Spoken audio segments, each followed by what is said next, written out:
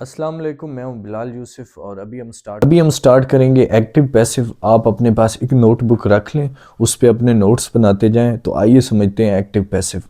तो सबसे पहले हमने जब पैसिव बनाना है तो जितने भी एक्टिव पैसिव है उनमें हमने एक ही फार्मूला लगाना है। सबसे पहले हमने ऑब्जेक्टिव लिखना है, फिर उसके बाद helping verb, third form, by और सब्जेक्ट। आइए मैं आपको इसको इस्तेमाल करके बताता हूँ। जैसे ही हमारे पास सब्जेक्ट है, लव हमारे पास वर्ब है और हिज सन हमारे पास ऑब्जेक्ट है। तो सबसे पहले हम लिखेंगे ऑब्जेक्ट। ऑब्जेक्ट हमारे पास क्या है? His son.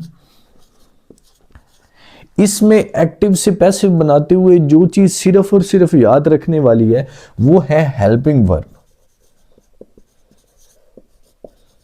ठीक है कि इसमें पैसिव बनाते हुए कौन से हेल्पिंग वर्ब लगेंगे। ठीक है, आपने उसका सिर्फ ध्यान रखना है। तो इसमें लगने हैं इज, एम और आर, सिंगुलर के लिए, प्लूरल के लिए और आई के लिए। ठीक है, जितने भी एक्टिव से हम पैसिव बनाएंगे उनमें हम सिंपली हेल्पिंग वर्ब को चेंज करेंगे, बाकी ये वाला फार्मूला सब में लगेगा।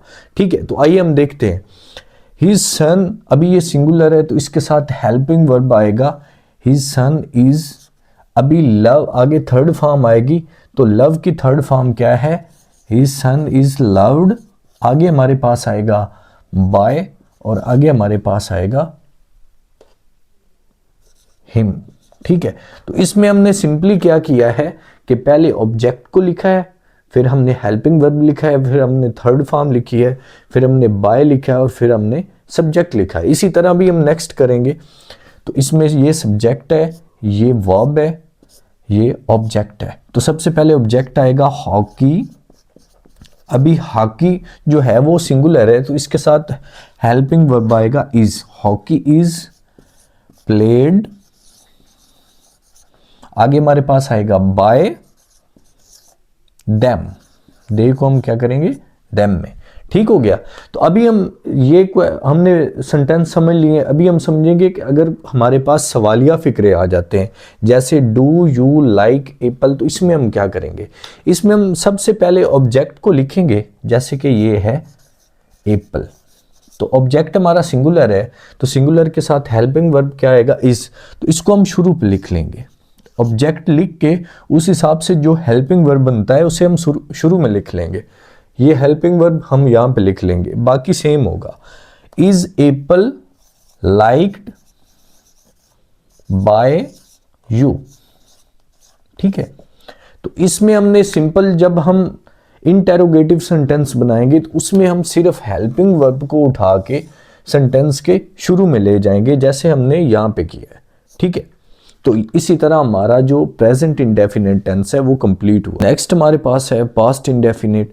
इसमें भी वही सेम हम फार्मूला इस्तेमाल करेंगे, जस्ट हेल्पिंग वर्ब चेंज करेंगे। तो इसके जो हेल्पिंग वर्ब हैं वो हैं वाज और वर, सिंगुलर के लिए और प्लूरल के लिए। आपने जस्ट ये याद रखना है, जितने भी इंडेफिनिट टेंस हैं उनमें जो हेल्पिंग वर्ब पैसिव बनाते हुए लगेंगे वो उनके कंटिन्यूस के लगेंगे। जैसे अभी प्रेजेंट इंडेफिनिट है तो उसके कंटिन्यूस के हेल्पिंग वर्ब क्या है? Is, am, are.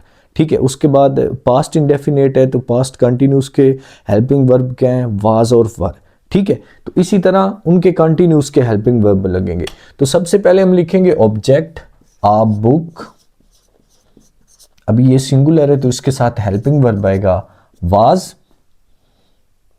आगे आएगी बॉट की third form, a book was bought by हर। ठीक है, इसी तरह अभी हम इसको करेंगे। आई सब्जेक्ट है, लेंट हिम। ठीक है, मैंने उसको दिया, ये वर्ब है और ये क्या है? ऑब्जेक्ट। इसमें आएगा माय कैमरा, हेल्पिंग वर्ब आएगा वाज, लेंट, मिटाई lent to him by me. ठीक हो गया। तो अभी हम इंटेरोगेटिव बनाएंगे। तो इंटेरोगेटिव में मैंने क्या कहा था कि पहले हमने ऑब्जेक्ट को लिख लेना है द बेल। तो इसके साथ हमारा हेल्पिंग वर्ब क्या आएगा, वाज, तो वो स्टार्ट में आ जाएगा क्योंकि ये interrogative. The was the bell, third form आएगी रंग, बाय हिम। आगे हमारे पास है फ्यूचर इंडेफिनिट टेंस। तो फ्यूचर इंडेफिनिट टेंस में हम सबसे पहले हेल्पिंग वर्ब ज़हन में रखेंगे, तो विल बी और शैल बी। ठीक है, तो मैंने जैसे आपको बताया कि ये पॉइंट आप नोट कर लें। एंड पे मैं एक चार्ट बना के आपको बताऊंगा जिसमें हम सिर्फ हेल्पिंग वर्ब को ज़हन में रखेंगे। ठीक है, तो आइए समझते हैं इस टेंस को। सबसे पहले आ जाता है हमारे पास ऑब्जेक्ट, अ हाउस। हाउस के साथ हमारा हेल्पिंग वर्ब क्या लगेगा, विल बी, थर्ड फॉर्म क्या होगी, सोल्ड बाय हिम। ठीक है, इसी तरह नेक्स्ट क्वेश्चन है we shall buy a house. तो इसमें पहले आ जाएगा हाउस, पहले ऑब्जेक्ट आ जाएगा, फिर आएगा will be bought by us. ठीक है, इसी तरह नीचे इंटेरोगेटिव है, तो इंटेरोगेटिव को जब हम बनाएंगे तो सबसे पहले हम सॉन्ग लिखेंगे। सॉन्ग के साथ हमारा क्या आएगा, will song be sung by us. ठीक हो गया। अभी हम एक्टिव पैसिव में तीनों टेंसों के कंटिन्यूस टेंस को समझेंगे कि उसको हम पैसिव किस तरह बनाते हैं। तो आपने हमेशा ज़हन में रखना है, जब हम कंटिन्यूस टेंस जितने भी है प्रेजेंट, पास्ट और फ्यूचर में, जब भी हम पैसिव बना रहे होते हैं तो हमने हेल्पिंग वर्ब की जगह सिर्फ बीइंग लगा देना है, सब में सिर्फ बीइंग लगा देना है। ठीक है, बाकी सब कुछ सेम रहेगा। हमारे पास फार्मूला है, अभी हम उसके हिसाब से हल करते हैं। तो इसमें आ जाएगा आवर ड्यूटी, क्योंकि फार्मूले के हिसाब से सबसे पहले हमारे पास क्या आता है, ऑब्जेक्ट। तो इसमें हेल्पिंग वर्ब क्या आ जाएगा, आवर ड्यूटी इज बीइंग, आगे थर्ड फॉर्म आएगी डन बाय अस। ठीक है, इसमें हमने हेल्पिंग वर्ब चेंज नहीं करने, सिर्फ हमने बीइंग लगा देना। इसी तरह इसको देखते हैं, पास्ट कंटिन्यूस का फिक्र है कि ही वाज प्लेइंग फुटबॉल, तो इसमें आएगा football was being, third form आएगी played by him। ठीक है, इसी तरह अब इसको कर रहते हैं, I will be singing a song। तो इसमें पहले क्या आएगा, ऑब्जेक्ट आएगा, a song will be being sung by me। ठीक है, तो आगे इनका हम एक इंटेरोगेटिव सेंटेंस हल कर लेते हैं। Is he reciting the Holi Quran, तो सबसे पहले क्या आएगा, द होली कुरान। तो इसके साथ हमारा क्या लगता है, is the Holi Quran being recited by him. ठीक है, तो इसमें आगे इसका हम इंटेरोगेटिव बनाते हैं कि was he driving a car, तो इसमें आएगा was a car being derived by him. Next हमारे पास आ जाते हैं परफेक्ट टेंस। ठीक है, तो अभी हम प्रेजेंट परफेक्ट, पास्ट परफेक्ट और फ्यूचर परफेक्ट टेंस को एक्टिव से पैसिव बनाने का तरीका समझेंगे। तो इसमें जैसे हमने कंटिन्यूस टेंस में सिर्फ बीइंग ऐड किया है, तो इसमें हम सिर्फ बीइंग ऐड करेंगे हेल्पिंग वर्ब के तौर पे, बाकी सब कुछ सेम रहेगा। एक्टिव पैसिव बहुत ही आसान है। ठीक है, इंडेफिनेट वाले जितने भी हैं उनमें हमने कंटिन्यूस के हेल्पिंग वर्ब लगाने हैं, कंटिन्यूस में हमने सिर्फ बीइंग लगाना है और परफेक्ट में हमने सिर्फ बीइंग लगाना है। ठीक है, बाकी यही फार्मूला है, इससे हमने सारे एक्टिव पैसिव हल किए हैं।